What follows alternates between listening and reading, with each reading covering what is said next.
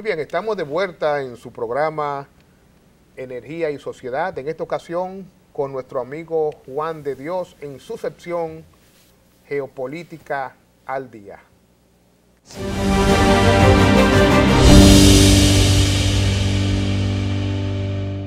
Sí, un placer estar con ustedes. Muy saludo al amigo Omar y al amigo Nico Medici.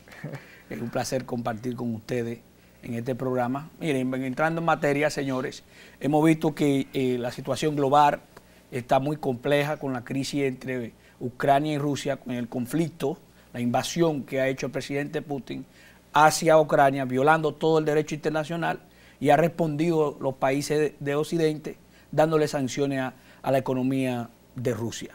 En este momento están reunidos en Versalles, allá en Francia, en el Palacio de Versalles, los 27, cuando hablamos los 27, hablamos los 27 países que están dentro de la Unión Europea. Eran 28, salió Inglaterra, Reino Unido, y ahora quedan 27. Ellos han acordado de darle más sanciones al gobierno de Putin porque todavía no ha cesado los bombardeos hacia Ucrania.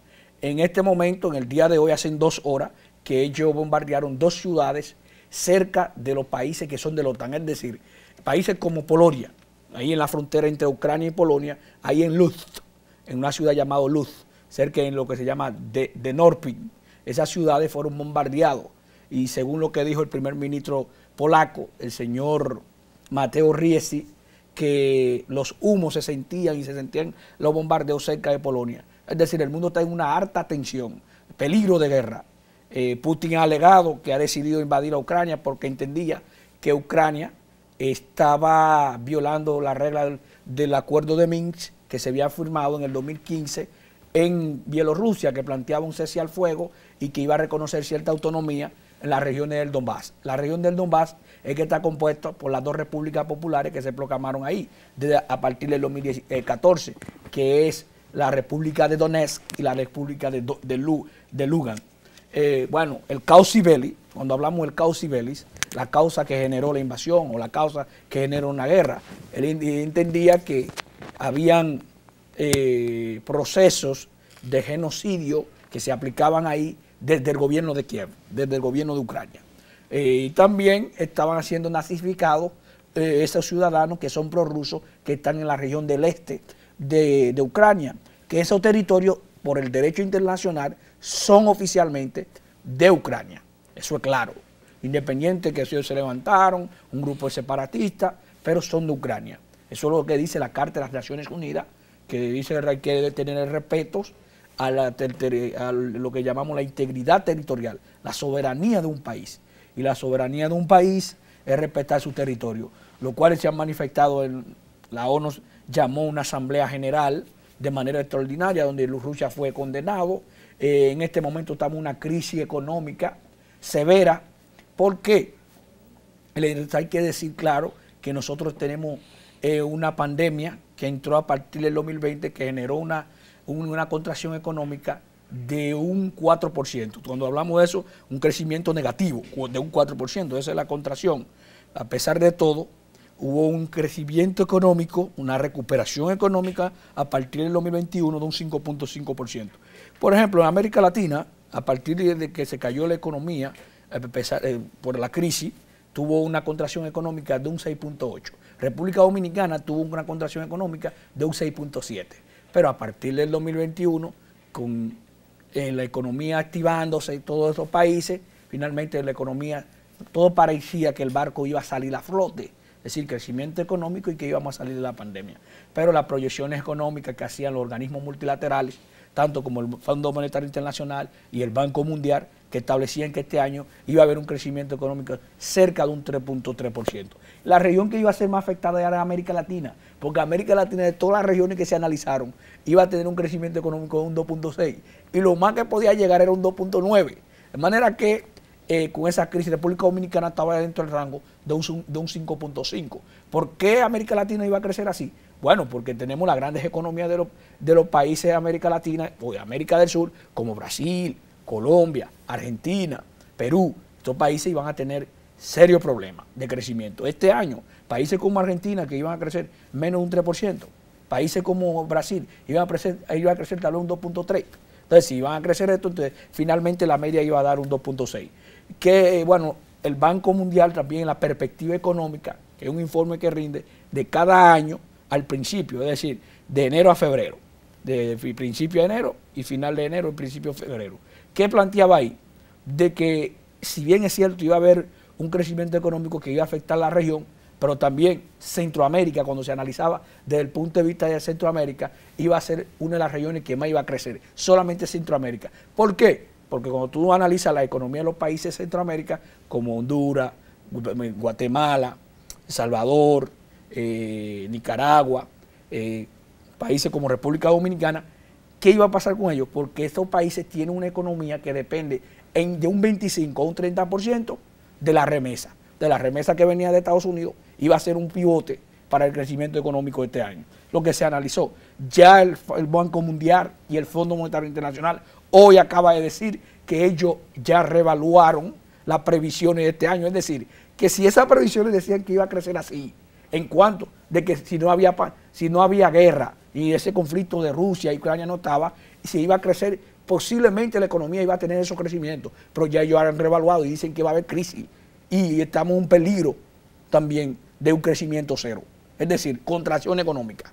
Pero cuando analiza la economía de Rusia, dice que Rusia está en peligro a bancarrota, a un default, porque todos los países le están aplicando sanciones. Ya Estados Unidos, a nivel energético, acaba de sacar los contratos de prohibir las exportaciones del gas, del petróleo ruso hacia Estados Unidos. En el tablero geopolítico en este momento, Estados Unidos está buscando otro mercado, es decir, el mercado de Venezuela y el mercado de Irán. Sabemos que son países que Estados Unidos tiene problemas con ellos porque estos países tienen problemas seriamente de derechos humanos y sabemos lo que pasó a partir del 2014 con la crisis de Venezuela, que ha venido afectando a este país, un país que es rico y que tenía un crecimiento económico y bonanza económica en los últimos años, ha venido padeciendo una crisis por las sanciones que le aplicó el gobierno de Washington, es decir, Estados Unidos. Ya hay una delegación, hubo un acercamiento, se hablaron del diálogo con la oposición, se llegó también a liberar presos políticos, es decir, que Estados Unidos se comprometió con Venezuela de que Venezuela iba a producir alrededor de 2 millones de barriles diarios. Actualmente Venezuela está produciendo 560.000 barriles. Es decir, que menos de un 30% de lo que producía en el pasado, porque Venezuela producía, llegó a tener un pico de 3.8, es decir, 3.800.000 barriles diarios, pero con la crisis y las sanciones de Estados Unidos, porque Estados Unidos era el mayor mercado, es decir, el mercado de la exportación de Venezuela, y Venezuela tenía una economía que altamente estaba dependiendo del petróleo. El 96% de la economía de Venezuela dependía solamente de ese rubro. En este momento sabemos por la crisis de Ucrania ya el petróleo ha superado los $100. Desde el 2014 no pasaba eso. Y en este momento el petróleo rublo ha aumentado de manera constante y es una tendencia claramente alcista que está afectando la economía y el sistema energético mundial. ¿Por qué? Bueno, en el mundo se produce cerca de 98 millones de barriles de petróleo. El mayor productor de petróleo del mundo es Estados Unidos, pero Estados Unidos necesita, porque Estados Unidos tiene un déficit, porque Estados Unidos consume diario 22 millones de barriles de petróleo. En condiciones normales ellos consumían 30 millones, pero ya usted sabe que nació la crisis, ahora que se está recuperando. ¿Qué pasa? Ellos tienen que buscar petróleo fuera. Uno de los países que más suministra el petróleo, cerca del 58% de todo el petróleo que importa a Estados Unidos, es Canadá. Porque Canadá es un gran productor de petróleo. Porque Canadá le suministra a Estados Unidos diario 4.5 millones de barriles diario. Tú tienes Arabia Saudita, que le suministra cerca de un 32%. Tú tienes a Rusia, que le suministraba un 4.7%, porque Rusia le daba a Estados Unidos diario cerca de 100.000 barriles. Y eso al año daba 12, porque tú multiplicas 12 por 10 por 12 te da 120, ¿verdad? 100 te da 12 millones de barriles, porque son 100.000. ¿Qué pasa? El año pasado Rusia exportó hacia Estados Unidos 12.4 millones de barriles. Y eso representó 4.7 del consumo energético de Estados Unidos. Y Estados Unidos es un gran productor de gas, porque Estados Unidos es el mayor productor de gas no es Rusia que es el mayor productor de gas. Rusia es el mayor exportador de gas del mundo a través de gasoductos porque le hace fácil exportar su petróleo hacia Europa. Estados Unidos es mayor exportador con un Estados Unidos mayor productor, perdón, con un 24%, 24.6, casi 25%. Rusia con un 16%, de ahí le sigue Irán como con un 9%, le sigue Noruega con un 6% y así sucesivamente. Porque Rusia tiene la mayor reserva de gas del mundo. Después le sigue Irán y le sigue Qatar. Pero en Qatar tú tienes al Emir Al-Thani, que ya Qatar depende del gas. Es decir, la economía y la energía que consume Qatar depende del gas. Ellos lo han hecho altamente dependiente de su gas. También lo ha hecho el Emir de Abu Dhabi, que ahí donde está Mohammed bin Zayed. ¿Qué pasa? Como Europa tiene una situación compleja, estamos en frío. Ya va a entrar en invierno el 21 de este mes, la primavera, lo que llamamos equinoccio de primavera. Entraría, entonces, ¿qué pasará? El frío disminuiría, porque el mayor consumo que tiene Europa del gas le hace a través de la calefacción, y también por el frío y todo esto, pero en este momento, como Rusia es el mayor que suministra cerca del 45% de todo el consumo energético de Europa, las sanciones que le han dado al gobierno de Moscú, al presidente Putin, a Rusia, está peligrando la seguridad energética de Europa.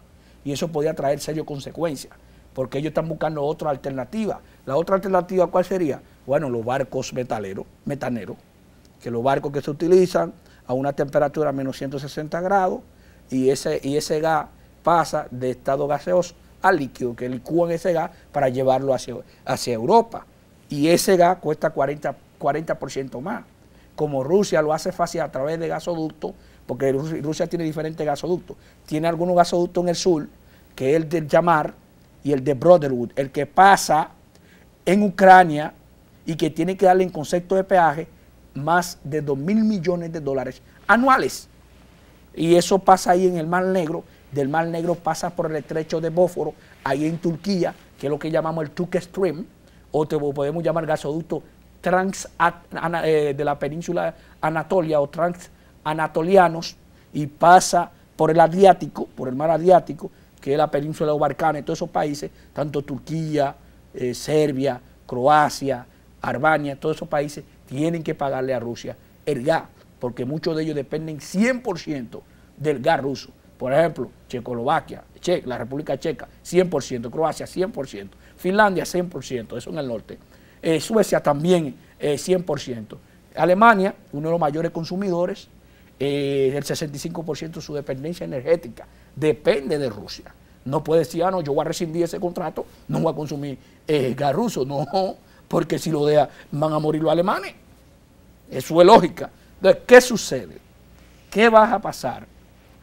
Nosotros lo que esperamos para la desescalada entre Rusia y Ucrania y la tensión que existe entre Europa, entre Occidente y Rusia, entendemos que el mejor camino es la desescalada, el diálogo, la negociación, para poner fin a las hostilidades bélicas y tener un mundo mejor y un mundo de paz.